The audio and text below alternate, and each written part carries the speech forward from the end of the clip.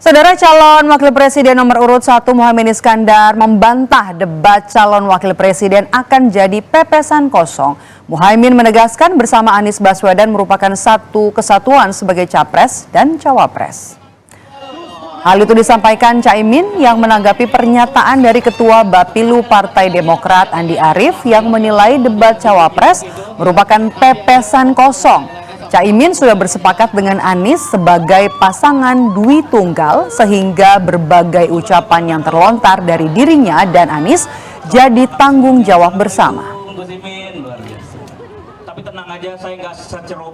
Ya kalau kami sudah bersepakat Dwi Tunggal ya, saya sama Mas Anies satu kesatuan. Kalau bicara ekonomi, bicara tanggung jawab berdua, bicara politik hukum sosial, bicara tanggung jawab berdua. Sehingga apa yang saya sampaikan dan apa yang disampaikan Mas Anies adalah satu kesatuan. Sebelumnya, Saudara, Ketua Bapilu Partai Demokrat Andi Arief menilai gelaran debat calon wakil presiden Pilpres 2024 tak ubahnya sebagai pepesan kosong. Andi Arief juga menyebut posisi capres di pemerintahan sebagai ban serep. Pernyataan itu disampaikan Andi Arief melalui cuitannya di media sosial miliknya pada Selasa.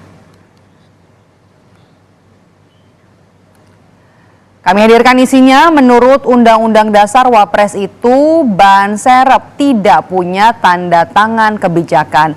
Kalau Presiden menugaskan kewenangan itu bagian kewenangan Presiden. Debat cawapres itu pepesan kosong, cuit Andi di media sosial miliknya.